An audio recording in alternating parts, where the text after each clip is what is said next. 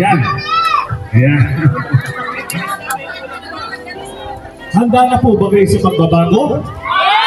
Oo. Nandito po ang Team Trillanes na maghahatid sa inyo ng pagbabago.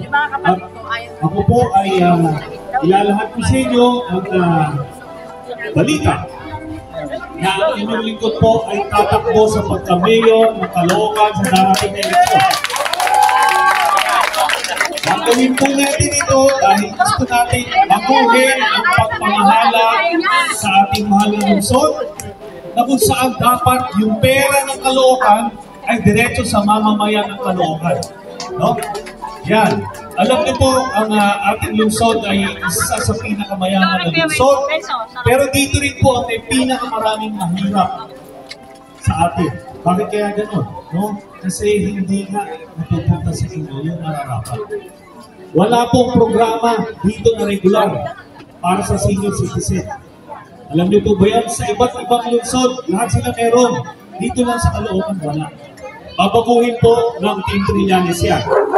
Okay? Magkakaroon po tayo ng monthly medicine allowance para sa senior citizen.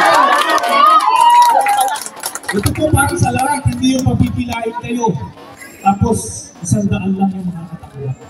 Ganun po ang pagtrato sa ating mga mamamayan. Pagbaguhin po natin yan. No?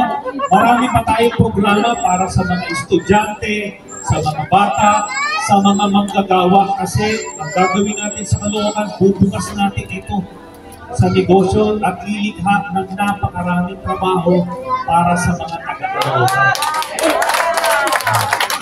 Kasi yun po ang susi laban sa kahirapan kung bawat pamilya may isang nagtatrabaho o madadagdagan pa ng isang nagtatrabaho, malaking ginhawa po yan.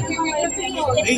So ilan lang po yan sa ating mga plano sa ating lungsod kung pagtitiwalaan niyo po kami. Yun lang po. No? Bago, kung gusto natin ng pagbabago, dapat bago.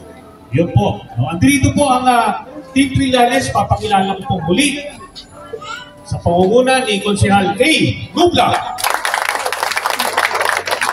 Yan. Si Konsehal Angie Leonardo, Konsehal Mining Faustino, at may kasama pa kami si Konsehal Mickey Luna. No?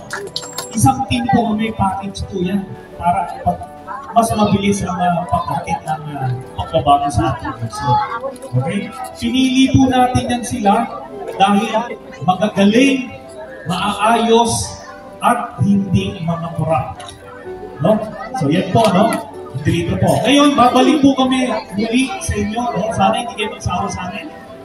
Hindi. Naligawan namin yung inyong boto. Naligawan namin, ha?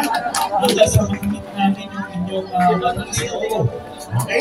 So yan lang po ang aming mensahe. Team Trillanes, ipaglalaban ka. Mabuhay po kayo.